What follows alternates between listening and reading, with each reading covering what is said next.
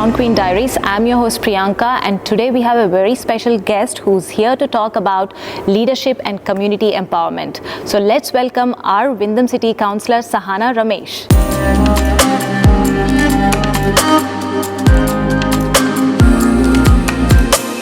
Welcome to the show, Sahana ji. How are you? Thank you, Priyanka. Thanks for having me here, and I'm doing great. Thanks for coming in, and it's a pleasure. So, to start off, right, for our audience and for everyone watching, let's know a little bit about you. So, who is Sahana Ramesh?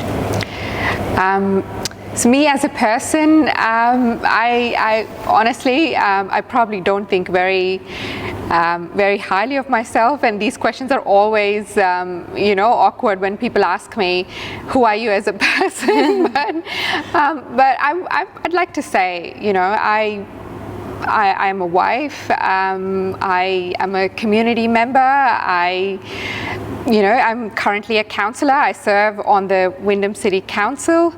I have also, in terms of the work that I do, I'm a management consultant. I work in the city, and I also run a few businesses on the side. So I've sort of dabbled along everything from navigating complex projects to community service, and that's sort of who I am. Wow, you do a lot of things, juggling through multiple things. So just wanted to know what led you to go into local government and serve as a city councillor? So I guess I always had a deep-rooted sense of wanting to be part of the community as well as community service.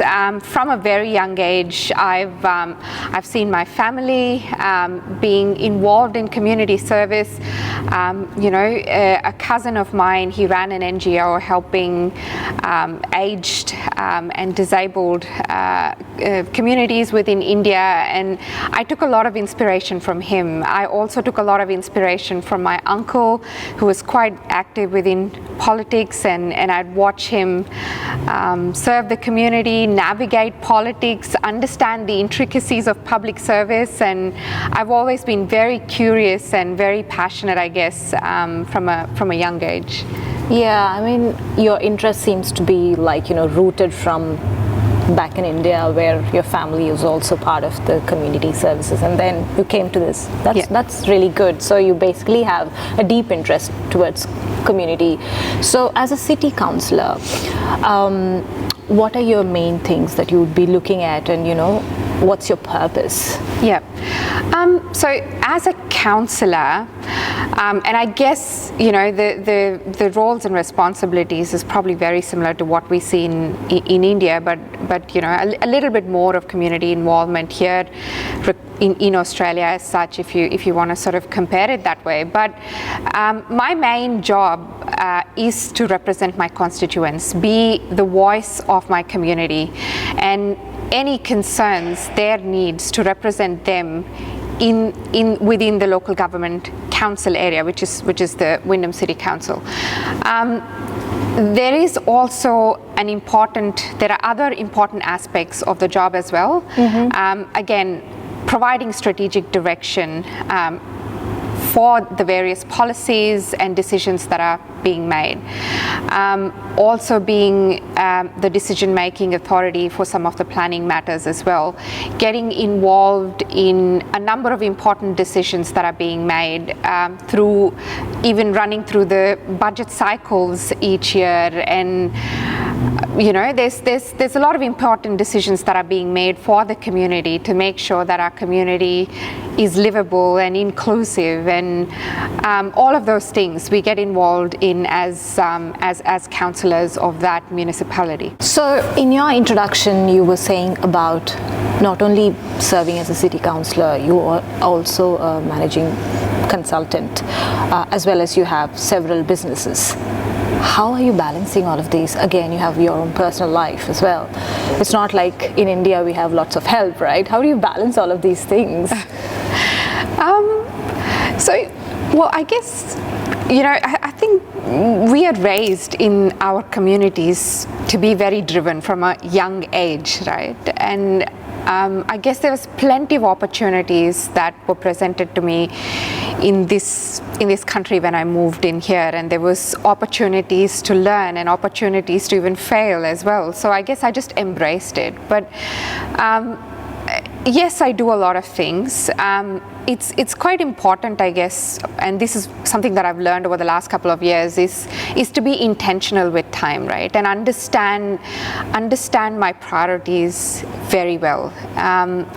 So just working through, for example, Tuesdays are my council days, and I dedicate all of my headspace to council.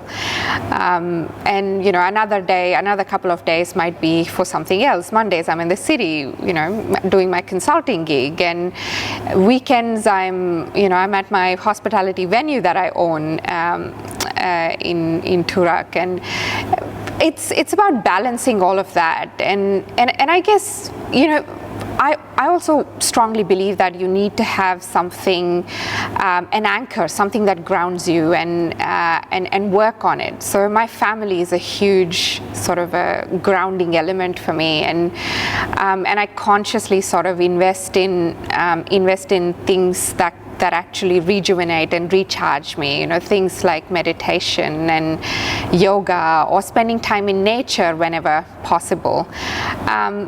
And having sort of that balance, I guess, makes me have that energy to do all of this, I guess. I would probably say that.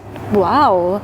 I mean, this is something that a lot of people could learn of as well, because if you give me like few tasks together, I would get super confused. Obviously, you go into the confused mode and then you'll see prioritization, but to stay focused and continue that takes a lot of effort as well, which is amazing. Like, you're doing it great. Well, it's never, I mean, every single time that I added something onto my plate, it was never easy, right? Yeah. It took a while to sort of get the flow right and the balance right, and that additional load, it takes away something else from your life. Correct. So you need to sacrifice something to make space for something else. Correct. Yeah. So it was never easy, but over a period of time, you sort of learn, and the other thing is also that finding your passion, right? If you're doing something that you enjoy and that you're passionate about, you will always make time for it, and there'll always be space for that in your life. That's so right? True. And you basically willingly go. It's not like a chore for you. True. Yes. Yeah. And finding those things that you're passionate about in life also sort of gives you that willingness and energy, to be able to do a lot more things. Yeah. Do you like doing all of these things together? Do you actually get some time to socialize and have like friend network with your friends, go out with friends? Do you get enough time for that? Sometimes, like, I know I kind of like, suddenly end up having no time for my friends. That is the only part that keeps, getting a bit neglected sort of in my, Yes. Yeah. So what about you? Like, you're doing so many things. Do you get actually time to socialize? So I've got 2 other girlfriends that are amazing, right? So we catch up once a month. We pick a nice, Melbourne's got amazing places to eat, and, places for high tea and things like that. Yeah. And I just get dragged along. They plan. So I just show up once a month just to catch up with my 2 girlfriends, and it makes a massive difference. Like, we talk about everything under the sun. That's good. And that's another way sort of, that just recharges me. Yeah. That's awesome. Yeah. So, as coming back to your role as a city councillor, right? What are the key issues that you're working on? And every time there is an issue, obviously there is a problem that you're solving, and then you have an idea to solve it. Do you get support? So maybe just start with any of those key issues that you're working on. Yeah. If you can give some examples. So over the last 4 years, I have focused a lot of my efforts on sustainable urban growth as an example, and social inclusion, and making sure that our diverse communities, so the culturally and linguistically diverse communities, are getting their share of what they should within the community. The Wyndham community that I serve in, it's a massive community. There's about 350,000 people that live in that community. Wow. And it's one of the fastest growing municipalities in Australia, and one of the most diverse communities as well. So that comes with a lot of challenges, and making sure that, as I was saying before, that all of the communities, irrespective of their background, get their share of what they deserve in the community, and that they feel valued. There is social inclusion within these communities, because, you know, for all of us, we've left our home, and, you know, we're migrants in this country, and we need a sense of belonging, I guess, Correct. as human Yeah. beings. So if we can establish that, and working within local government, and that's why it's very important, right? And that's why I love local government, because you're working at the grassroots level. You're connected to the communities, you're looking people in the eye, and you're making a difference in their lives. So my focus has sort of been that over the last 4 years. Yes, so there's a process, and of course there's a political element as well involved. Yeah. When you propose to make a change or add something on, there's obviously an element of making sure that you're working together with your council or group. Yeah. You will need to lobby sort of your issues that you are promoting, or you're advocating. Sorry, promoting is the wrong word, but the issues that you're advocating for, you need to get buy-in from the council officers, you need to get buy-in from your councillor colleagues. So there's definitely a strong element of you being able to work together within your councillor group as well. A lot of the times, I guess you get support. Yeah. You know, all of us are there sort of in the interest of the community. So when you've got a voice within the table that is saying that there's a group of people that are, you know, that need this or something like that, then there's a discussion, it goes through a process, we do get support a lot of the time, sometimes it doesn't, but that's just how it works. Yeah, okay. How do people approach you? Like, what is there a channel to approach you, or like, do you actually directly work with the people, or is this something like there is a project and you look at it? So many different avenues. So people can reach out to me directly. They can just pick up the phone and ring me, right? So all of my details are on the website. So people reach out to me mostly through the phone. They just pick up the phone and ring me and say, there's a problem here, and I need help. Or they write emails, and that's another channel. There's community forums that I attend, there's events that I attend within the community where we have conversations on a number of different topics. Right. There could be something that comes out of those conversations as well. So multiple different channels, I guess. And you also need to actively invest as a councillor in understanding your community as well. So I chair the Smart Cities portfolio, so I ran Smart City Summits where we discussed a number of issues, brainstormed about what are the possible solutions can be for a number of topics. We spoke about everything from AI to cybersecurity, and there's a number of different things. But even those forums act as great platforms to get feedback and insights from community as to what it is that they need. And there are some really smart people as well, right? And they give us great ideas, some of which we've implemented in projects. So so there's a number of avenues that way. That's awesome. As a woman from South Asian community, you come a long way to becoming a city councillor, right? How did you navigate your way through to it, and did you actually face any gender or racial biases along the way? So my experience has fairly been positive in terms of that. Well, I guess I've always had a positive outlook towards everything, and even when I approach people from different races, I'm quite open to learning about them, learning anything, anything that's new. I've always been that way, and I've not really felt that, something like that held me back through my experiences in the past. But there are, of course, I've read through a number of instances within the media that have come through over the last decade or so, quoting instances of racism.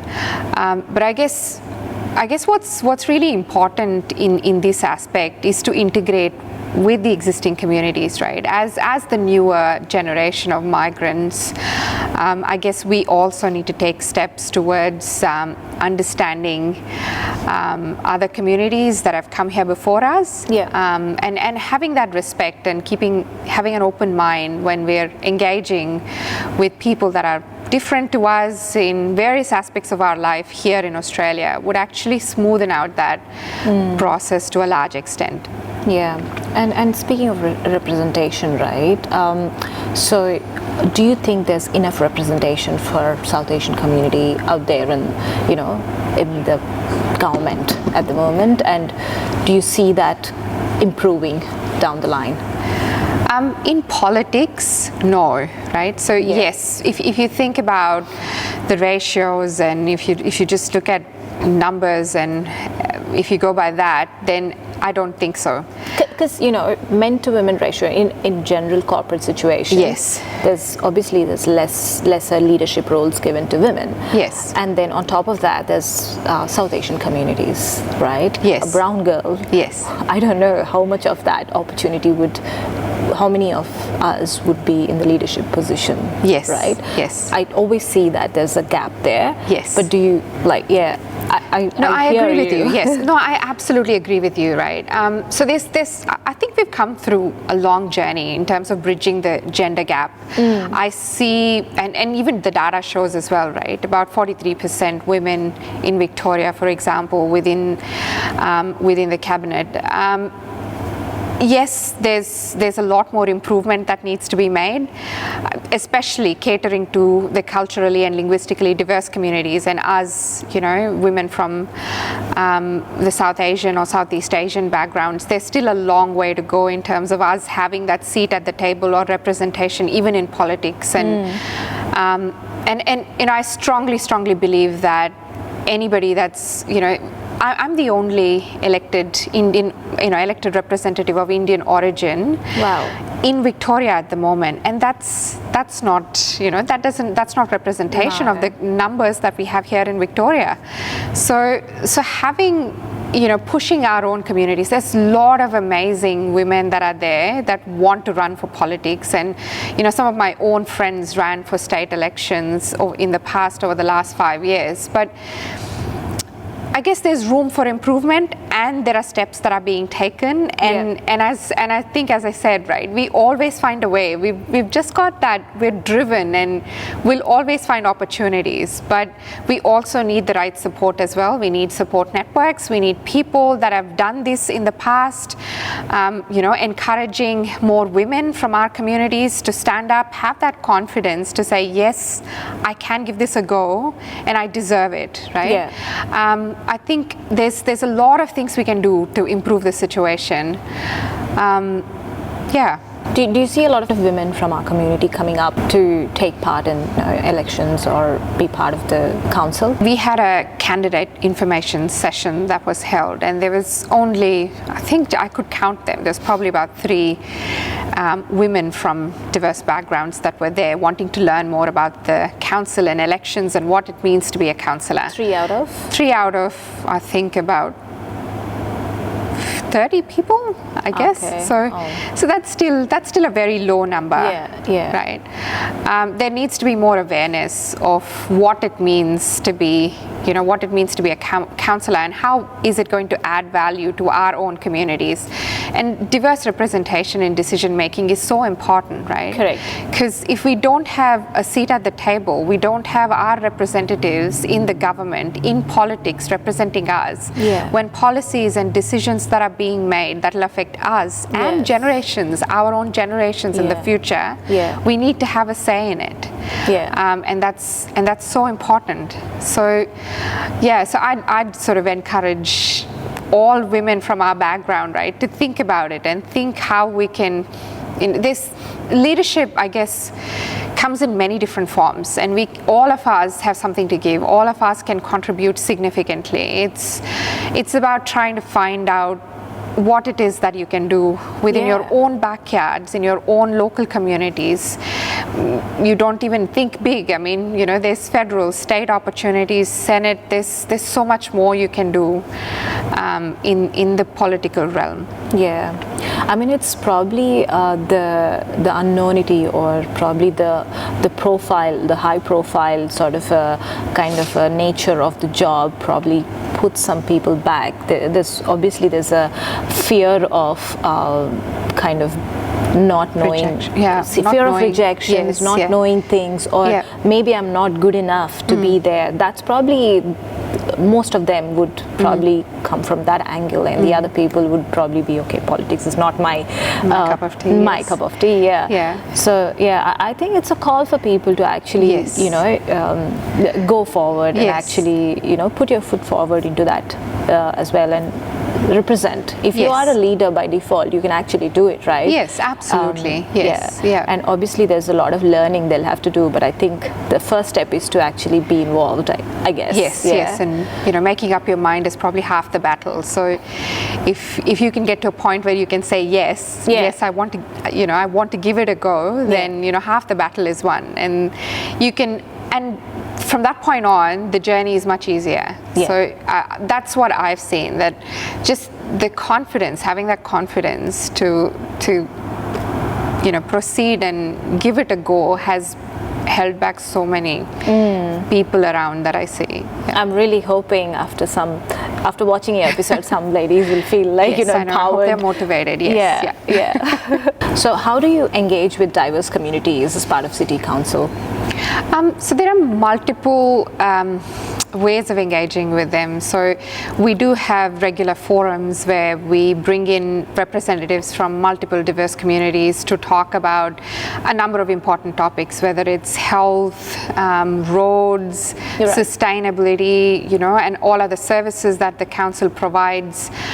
In terms of understanding their needs, we bring them together quite regularly, just engage with them, understand what their needs are. That's one way where we actively engage. There's online surveys and tools that definitely make a big difference. The feedback is very important. Yes, we're doing work, but we need to hear from the community whether or not we're doing the right thing, and if it meets their needs. So that getting that consistent feedback loop and regular feedback is very important. So we do run surveys quite regularly as well, and we do run we publish reports that people can read that talk to the performance of the council. What have we done? It's a quarterly report that we done. How have we performed? And getting feedback through, and we also publish the feedback that we've got from the community as well, so that it's quite a good good process that way. And that's one aspect of sort of from a governance standpoint, but there are amazing events that run in the city as well, right? So we've got Wyndham Diwali as a fantastic event. It's that's quite famous. It is. A lot of people. We have Wyndham Holi, we have Wyndham Diwali, lots of these large multicultural events that bring people together and engage, celebrate our culture, and those are some great avenues as well for us to engage, so we absolutely don't miss any of them. So we do try and make it to these events as well, and that's a fantastic opportunity for us to engage with a large group of people there. Yeah, I mean, like you said, you need to feel at home. Yes. And how can, as leaders, how can you make sure that your community is feeling at home? Yes. Some of these things for Indians, like, Wyndham, Diwali, Holi, all of these things. So probably does the decisions of, what events should be held and things like that, would that depend on the population of the council? Like, where's your majority of population, or like how does it happen? So there's no real restrictions, right? So anybody can run an event, basically, as long as you meet the criteria and rules that are set by the council. Anybody can form an organization, and anybody can actually put together an event. Big or small, doesn't matter. Okay. So, I mean, through the year, we've got hundreds of events that are run by various different communities. I mean, yes, the Indian diaspora, Indian community within Wyndham is huge. Yeah. So you can see that come through, and all Indian festivals are celebrated as an example, and we all get invited to that, and it's fun. It's a fantastic experience. Yeah, lovely. How about your in a day-to-day as a city councillor? Yes. Like, do you have like challenges in focusing on, say, a few issues coming your way, or there's a conflict? There can be a lot of challenges dealing with your work as a city councillor, as well as managing your other side of the things, which is your business or whatever it is. How do you balance? So as a councillor, I think navigating the intricacies of local government and still coming up with innovative ways of providing solutions, and I think I touched on this, right? We've got a massive, rapidly growing community, and it's a diverse community, and it's always very challenging to make sure that everybody's needs are met, right? As an example, in Point Cook, there's people that are speaking, I think there's about 80 languages, I think. Right. The diversity is massive, which means the needs are so diverse, which means we need to cater to all those needs. And pleasing everybody at the same time, right? It's always difficult prioritizing what's important. We go through extensive processes through our budget cycle, to understand where is it, what's most valuable to the community, where should we put the money, what projects are we going to do for the next year. So some of, I guess, one of those things, I guess, is actually quite, as much as rewarding as it is quite challenging as well.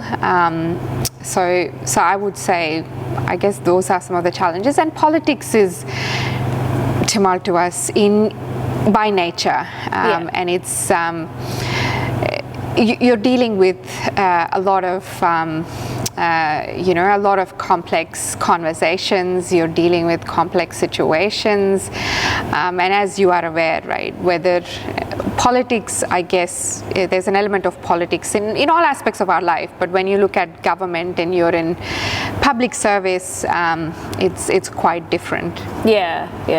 I mean, I know nothing about politics, to be honest, but I'm learning a lot from you at the moment as we speak. So, like, when you have become a city councillor, yes, right, you would obviously receive a lot of requests, and some of them could be like, funny or probably not applicable at all. Yeah. How do you actually deal with them? Well, I mean, my job is to listen to people, so and I do, right? So you have to sort of engage and listen to people, and a lot of the times there are requests that come through that are not relevant or not my purview, so I can't have any influence on some of the decisions or issues that they raise with me. The first thing we do is obviously to point them to our local member or the federal member, just so that they can help them navigate. I get a lot of requests on visa issues, as an example, right, on which I can't do anything about, absolutely nothing. I've got no influence over it. So I just point them to our federal member, and she's been great. So they help us out with these kind of requests, and there's been a lot of instances where people have just turned up to my house, as an example. They sometimes ask you to fix their family problems as well, relationships issues. There's a lot that they come to you with, which is, I mean, it's fantastic to see. It's great to see that, but you really need to sort of point them to the right people that can help them. And yes, I can maybe provide counsel as a friend, but so it's quite important, I guess, to pass them on to someone with the right skills that can help them. So before we wrap up, what is your advice for the women, especially from the minority backgrounds, who are aspiring to go into leadership roles in communities, to step forward? I would say embrace your identity and make it your source of strength. The journey to politics or a position in a government may not be necessarily easy, but as I said, right, there's immense talent, and there's a lot of women that I have come across that have great abilities to do this job and do it extremely well. So having that confidence and making sure that you believe in your abilities is quite important. I would also say speak up. Take risks, and don't be afraid to advocate for what you truly believe in. Staying focused on engaging with your community, understanding your community is very important. So I guess I would say that would be a great starting point. And lastly, I would say leadership comes in many different forms, and all of us have the ability to make a significant impact. So just go for it. Oh, that's a great advice, to be honest. And thank you so much for attending this show. And your journey is truly inspiring, and your dedication to your community as well as leadership is commendable. Thank you so much. Thank you. You're very kind. Thank you.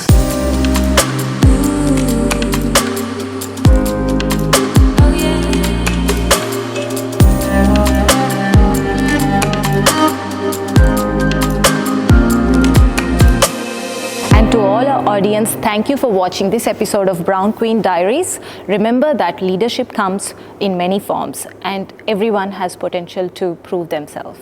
Until next time, stay well and take care.